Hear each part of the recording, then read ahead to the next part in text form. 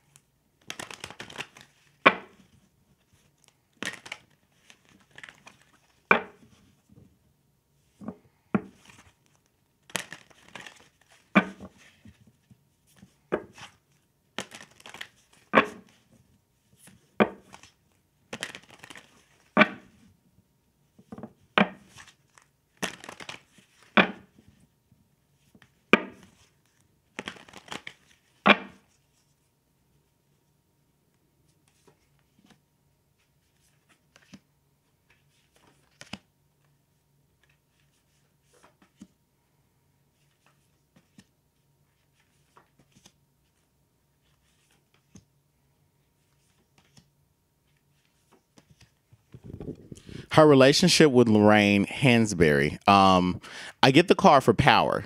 So what made their relationship important was that they both benefited from it. It was a mutually beneficial relationship.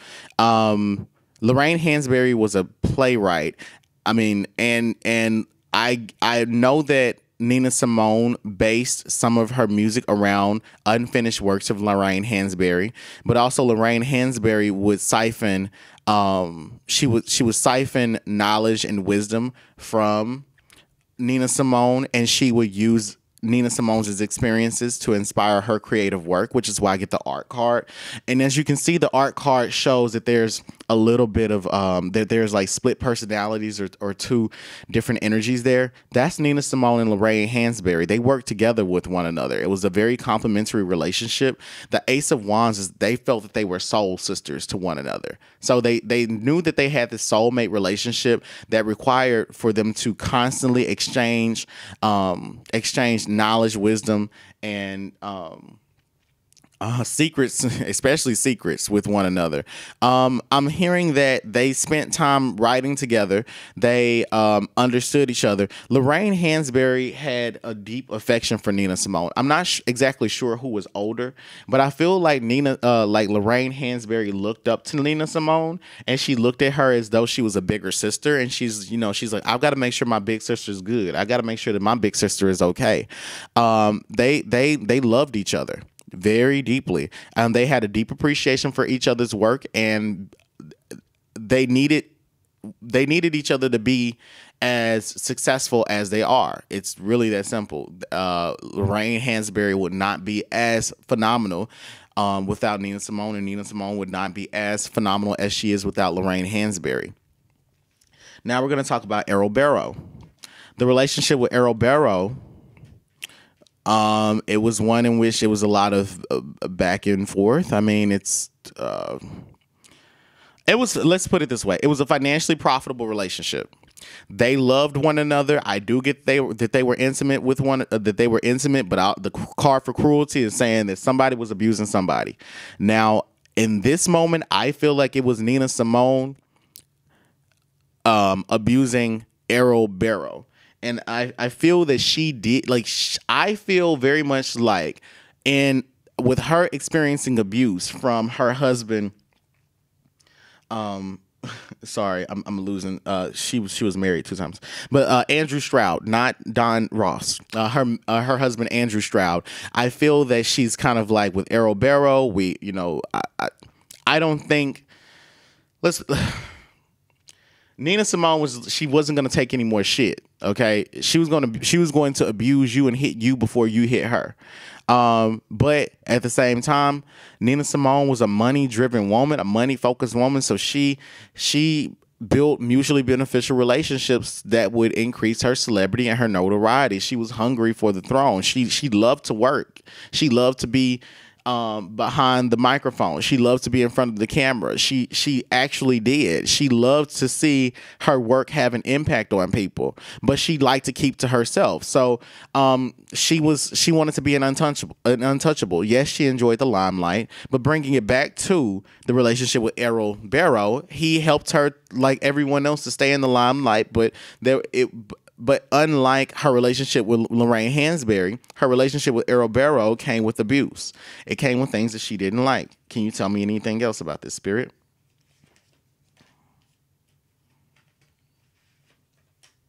I mean,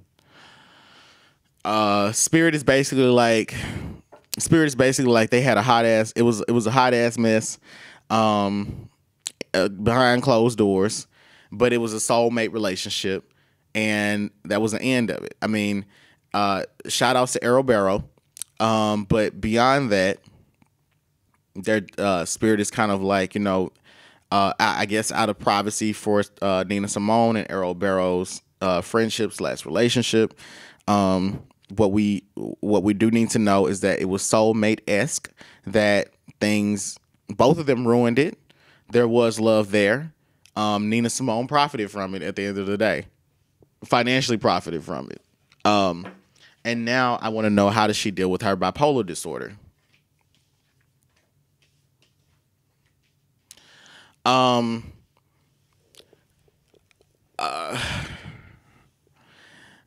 She didn't, to be honest with you, she didn't deal with it. Part of her was in denial that she was bipolar at certain times. And then when she found out that she had it through a certified diagnoses, through a series of certified diagnoses, she embraced it. The call for interference is saying that the main ways in which her bipolar disorder affected her was through her relationships. It hindered her from being as intimate with people as she needed to be. It clouded her judgment. And sometimes it was almost like her emotional channels were literally blocked, and she couldn't emote the way that other people expected her to. But her lack of compassion is what made her so good at what she did, because she didn't allow herself to care more about your problems than you did. She never made anybody else's problems her own. The only problems that she made her own were the problems facing the Black community, because she knew that was a part of her legacy. The card for the fool is saying that because it never went untreated, she did some ridiculous things. I mean, it went untreated. She did ridiculous things. She acted erratically a lot. And a lot of people had very negative private experiences with Nina Simone. There were people that wanted to just simply cut her off. It was hard to be friends with her because she wouldn't deal with her bipolar disorder. As I said earlier, she wouldn't acknowledge it, and people that they was like, she's got screws loose, just like all these other artists. Hold on one second.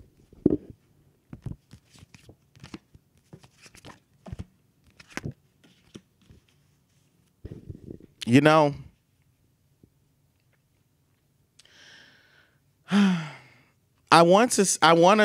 really want to say this, and I mean this. Andrew Stroud really helped her deal with being out of her mind sometimes. The Ace of Cups and the Knight of Cups, the Peace card, the Knight of Cups is Andrew Stroud. It's like he knew how to calm her down. He knew how to speak to her. He knew how to deal with her. He taught her how to self-soothe. When they stopped dealing with one another, his voice would literally play in her head. See, she appreciated her marriage to him, if only because it taught her more about herself. And that was valuable. The peace that he brought her, the inner peace that she needed to,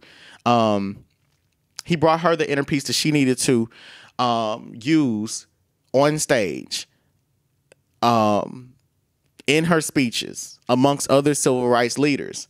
But her bipolar disorder made her a little bit, more prone and accepting of violence.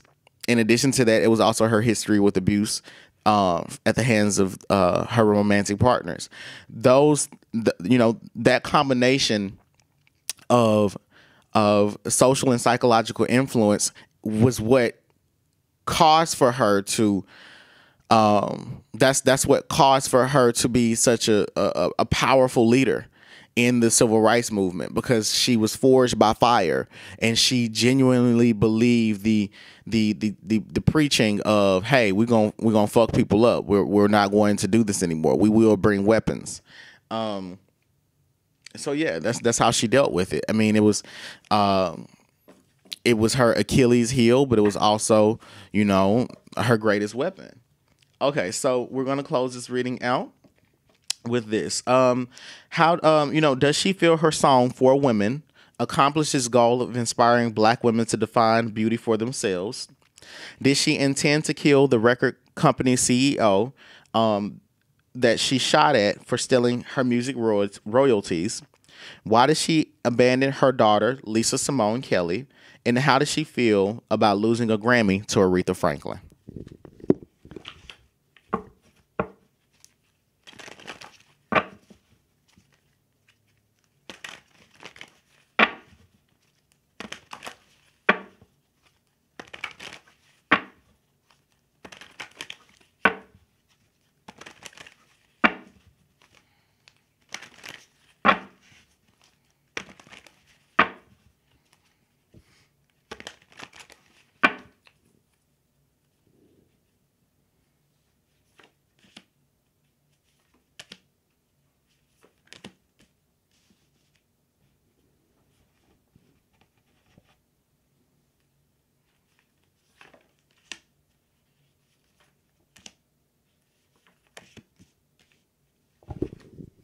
Okay, so the first row of cards is speaking about Nina Simone's energy is coming through, and she's revealing, and what I can hear from the echoes of the energy is that the indolence card is that she felt that the For Women song was completely resisted by Black women.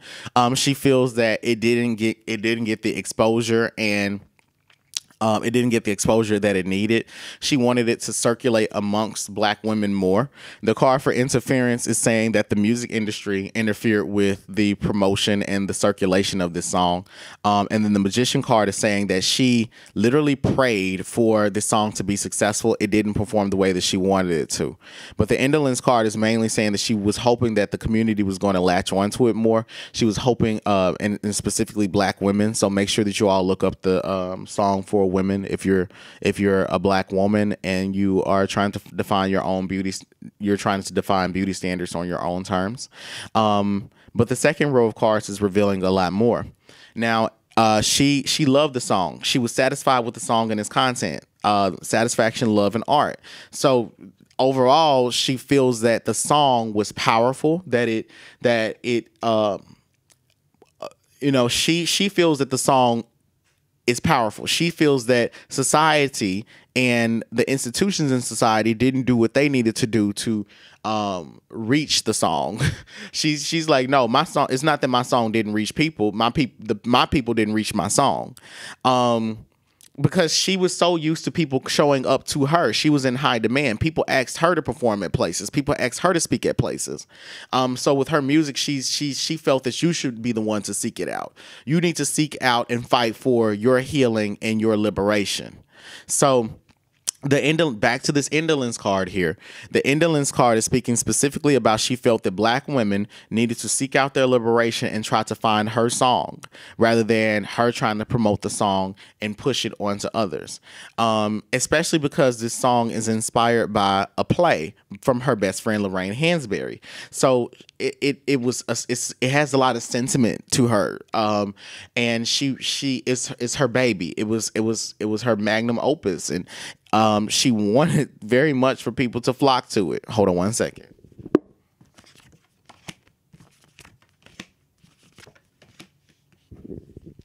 She feels that if she had played by the rules of the industry, she feels that no matter what she feels like if she had played by the rules of the industry to get this song out there, white people, white people would have wanted to financially profit from it, and she wouldn't have financially profited from it, but it would have been a cultural success. And it would have been on the R&B Billboard charts, ruling it possibly, but she didn't want that.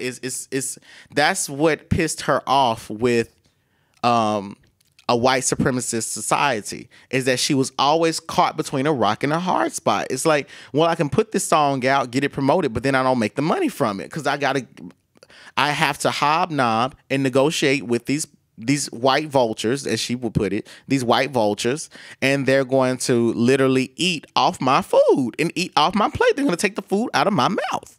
But then on the other hand, I hear her, pushing it through, through her own means and trying to promote it that way. And she's like, it's not going to get the exposure. It's not going to get the success. But for the few people whose souls it will touch, they will forever be transformed by it. So overall, she had a positive outlook on this song. She loved her song. She loved her music. And because she created it, she felt like it was a shit. Now we're going to go into, did she intend to kill the CEO of the record company she shot at for stealing her music royalties?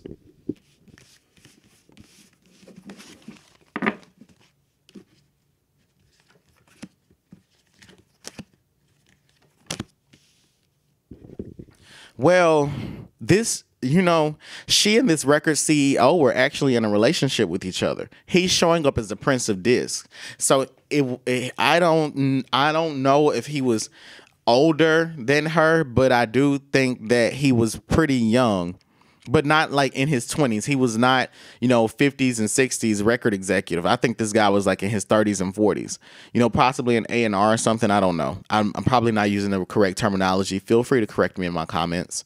So the Ace of Cups and the Ace of Cups, the Princess of Discs, the Princess of Swords, the arithmetic of these cards is saying that she literally was fighting for her life, but not in a way that okay, let's put it this way. This man had done some shicey things to her, and I think this was in the 80s, and she's like, look, I've got my ass whooped before in the 60s, no, in the 50s, and look, I know it's the 60s, the 60s came about, and white people was whooping our asses. We done overcame that. The 70s was good to me, but bitch, we in the 80s, and I'm gonna kill you. So yes, she did intend to shoot this particular person because she's coming up as a Princess of Swords. She has her sword drawn and she's ready to slit her throat. Now, this particular individual was on his best behavior when she had the gun to his face. He tried to escape, and Nina Simone shot at him with his back turned, and she missed, and he narrowly escaped. So let me see is there anything else Spirit can tell us about this incident.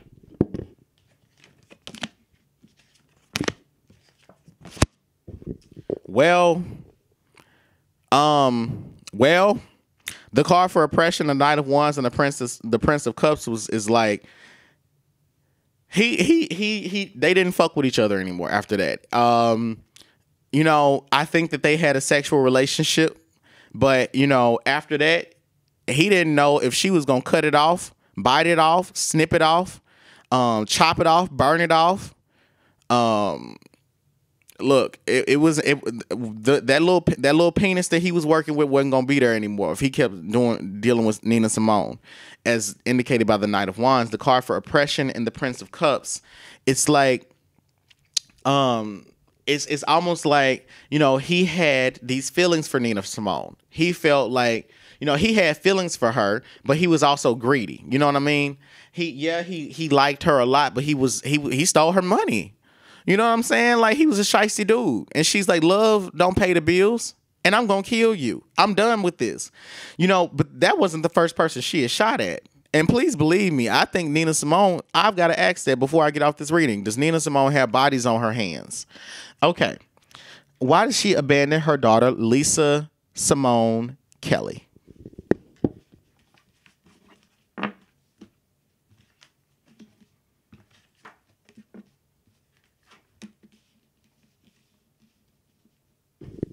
It's a few reasons. Well, the first reason is that Lisa Simone Kelly's daughter, not daughter, her father, Lisa Simone Kelly's father, her father was her primary caretaker, and had been primarily responsible for helping her. I feel that Nina Simone, when she was married to Lisa Simone Kelly's father, I feel that Nina Simone was she was a good mother, a good wife, because she felt that she needed to meet those expectations, and that's not who she naturally was.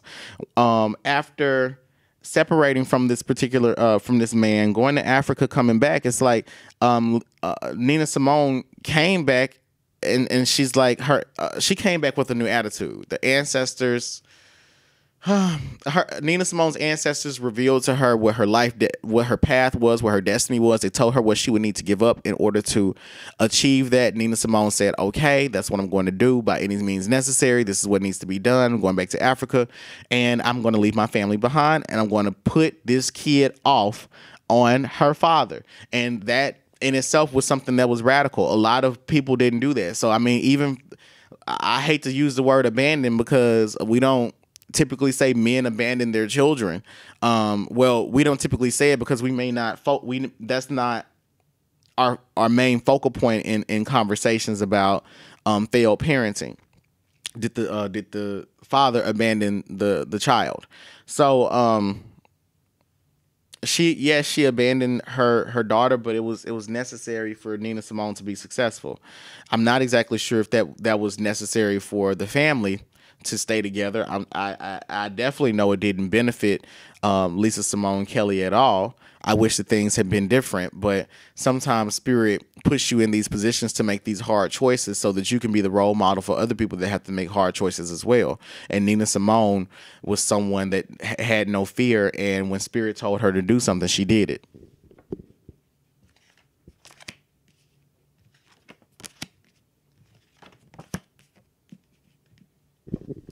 Nina Simone was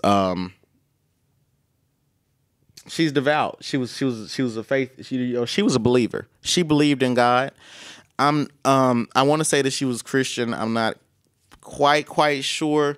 So please correct me in my comments if I'm wrong. Please tell me Nina Simone's religion. These are things that we need to know about this this superhero and legend.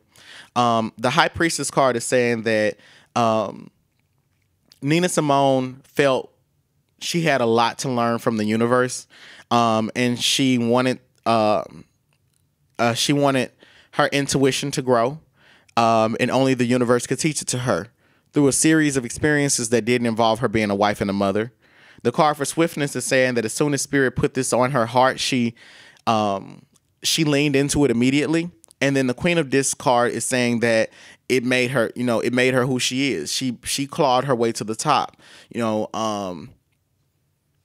She left behind her kids so that she could become the Nina Simone. That's why it was. But we're not asking about the consequences of her leaving her daughter. We know the consequences of her leaving her daughter because her daughter speaks about it. And Nina Simone did suffer from a bipolar disorder. She left her daughter. She had Nina Simone, she had how do I say this? Her ideas of parenting were definitely not inspired by normalized or westernized society anymore when she came back, and she felt that it was better to show tough love because she had been shown tough love, and she thought her daughter was kind of soft, and she wanted to make her hard. It's probably not the best way to do it. Definitely was not the best way to do it, but that's how it happened. All right, so how did Nina Simone feel when she lost a Grammy to Aretha Franklin?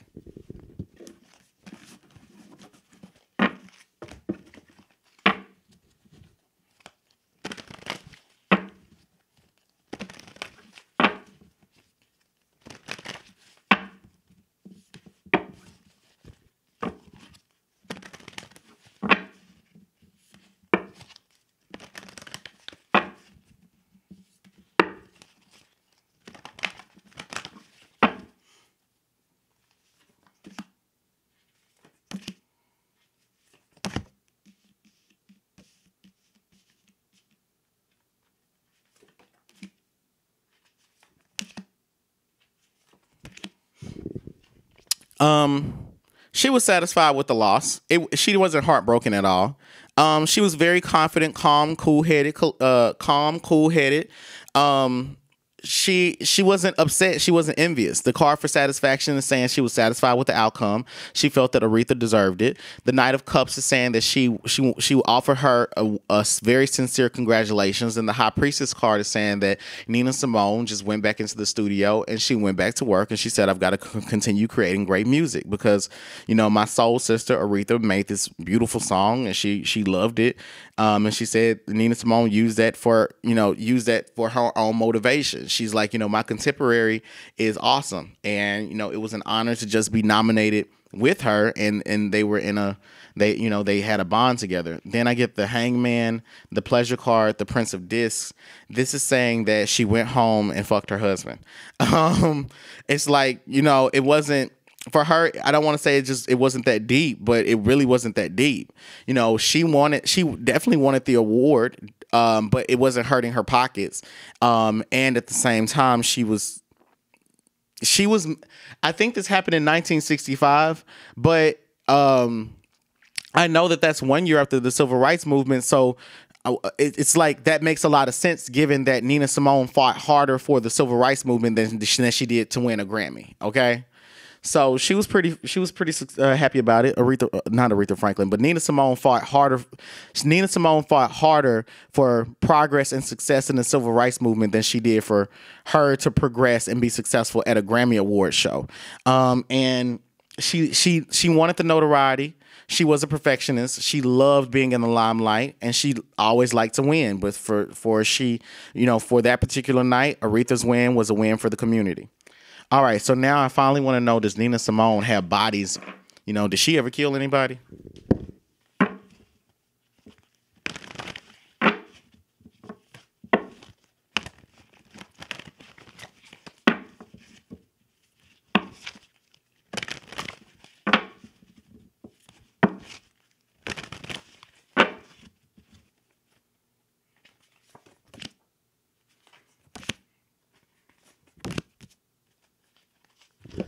Well, let's put it this way. Nina Simone she damn near killed somebody. I get the Ace of Swords, the Ancestors, and the Prince of Cups. She damn near killed some man. And I think it was the record CEO executive. I feel like Spirit is like, no, she ain't killed nobody, but she damn near tried and she was serious. And the Prince of Cups, I can't remember if the guy, the record CEO, came up as a Prince of Cups or whatever, but she definitely tried to murder him and send him back to his ancestors. The Ace of Swords is saying that the truth of the matter is that Nina Simone was justified in what she did. And Nina Simone, no, what I'm saying is her ancestors are justifying it. You may not feel that she was justified, but her ancestors are justifying it, all right? And then the ancestors card with the Prince of Cups, the arithmetic of it is basically saying that her ancestors had a complete disdain for whoever this man was, and they felt that it was fair to take his life because he took something from Nina Simone. If I've been saying Aretha Franklin, I'm so sorry, but I've been saying, I hope that I've been saying Nina Simone throughout this video. Now, with that said, thank you all for tuning into Black Spectrum Network's The Celebrity Psychic Readings. This has been your reading on Nina Simone. Make sure that you stay plugged into my Patreon. That's www.patreon.com/Black Spectrum Network. Please purchase a private psychic reading at www.blackspectrumnetwork.com. And make sure that you continue to like, share, and subscribe to my videos. With all that being said, thank you all for supporting me. Remember that the truth is collaborative, and I will see you all later. All right. Bye. It's been a long time, but I still got love for you, and that won't never change. San Jose, they say it never rains in Southern California, but it's pouring in the Bay. San Jose, girl, I know we tried to tell ourselves those lies, like we can make it.